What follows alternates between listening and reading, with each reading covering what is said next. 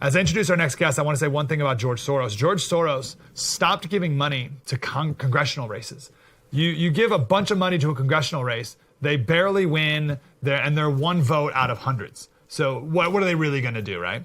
George Soros looked around and he said, what am I doing? Why don't I spend this money on DA races, district attorneys? No one's paying attention to these races. It doesn't cost a lot of money to win them. And when a DA wins, they have a ton of discretion as to what laws they can prosecute and which ones they don't prosecute. And that's why George Soros has been doing this nationwide. So our next guest from the Heritage Foundation, one of our friends, Zack Smith. Zack, how are you, brother? I'm doing okay. Thanks so much for having me on, Mike. Good to talk to you. First of all, is what I said fair about George Soros' involvement with DAs and why he put so much money and time in them? Yeah, absolutely. You're seeing George Soros. You're seeing some other tech billionaires, Carrie Tuna, Brian Moskowitz, who made their money with Facebook, really investing a lot of time, money, and resources into winning these district attorney races around the country. And you hit the nail on the head, Mike. You know, a lot of these rogue DAs are really usurping the role of the legislature, declining to enforce laws that they just disagree with. And we're seeing the results of it around the country in that their cities are becoming less safe. You're seeing an increase in violent crimes. And unfortunately, this lawlessness is going to continue so long as these rogue DAs refuse to do their jobs and prosecute crimes and enforce the laws that are on the books. So DAs, they're in charge of they're the prosecutors for the government, and they only have so much time, so many people, so much money. So there's always going to be discretion that DAs have on what we're going to prosecute and what we're not going to, what we're going to put more emphasis on or less emphasis on. And the police officers, they get the picture, right? If the DAs come back and say, hey, we're not going to prosecute carjackings, then, or whatever crime it is, then the police are like, well, we're not going to arrest people for that because they don't get charged with anything, so what's the point? So DAs have so much power. What kind of laws are these DAs not prosecuting anymore? Well, you're exactly right, Mike. The DAs do have a lot of power, and there's always going to be some level of prosecutorial discretion. And so these rogue DAs are saying this is just an exercise of prosecutorial discretion. That's just not true. Historically, prosecutorial discretion is when you look at the facts of a particular case. You say in the interest of justice, you may dismiss it if it's, a young person with a first offense, if there aren't facts or evidence there to support a prosecution. That is prosecutorial discretion, not just declining to not enforce whole areas of the criminal code.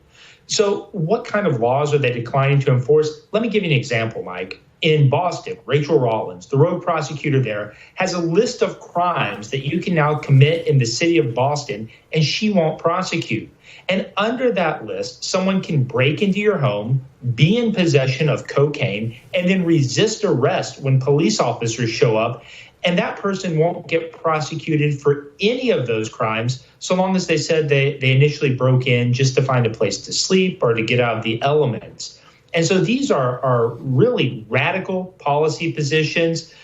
They're very serious crimes that are being declined to, that these rogue prosecutors are declining to prosecute in many instances.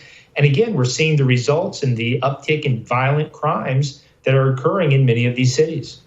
Yeah, there's a reason why there's been 95 carjackings in D.C. so far this year. If you asked me how many carjackings there were, and that's when someone's in the car and you put a gun to them and their head and you rip them out of the car. It's a carjacking. If you asked me how many of those take place in America, I'd be like, I don't know, like 5 a year? Like that's like a crazy crime. And there's been 95 in D.C. this year, 23 by juveniles. I question whether or not the DA there ever charges those, right? There must be a reason why there's so many. Word must be spreading that you can carjack and get away with it. Well, it's certainly a troubling trend. And, we've seen this in cities across the country. We see it with Kim Foxx in Chicago, Larry Krasner in Philadelphia, and then really the most rogue prosecutor of them all, George Gascon out in Los Angeles, where George Gascon has enacted a list of policy directives, special directives, where he essentially orders his deputy district attorneys not to seek enhanced penalties, even in the most violent and depraved crimes. And so, for instance, there was a father not too long ago who decapitated several of his children. and then forced his other children to go look at the headless, lifeless bodies. And in that instance, under the terms of George Gascon's special directive, that father, if found guilty, George Gascon would not seek enhanced sentencing penalties for that individual. And we see this time and time again. Enhanced sentences aren't being sought against those who target law enforcement officers. It's not being sought against other very violent individuals.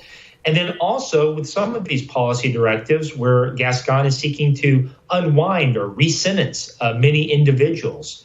And we're really going to see the ripple effects of these policies for many years to come. And I'm hopeful that the voters in Los Angeles County will recognize the dangerousness of these policies and really, work to encourage George Gascon to, change his ways and start doing his job and enforcing the laws as they're written.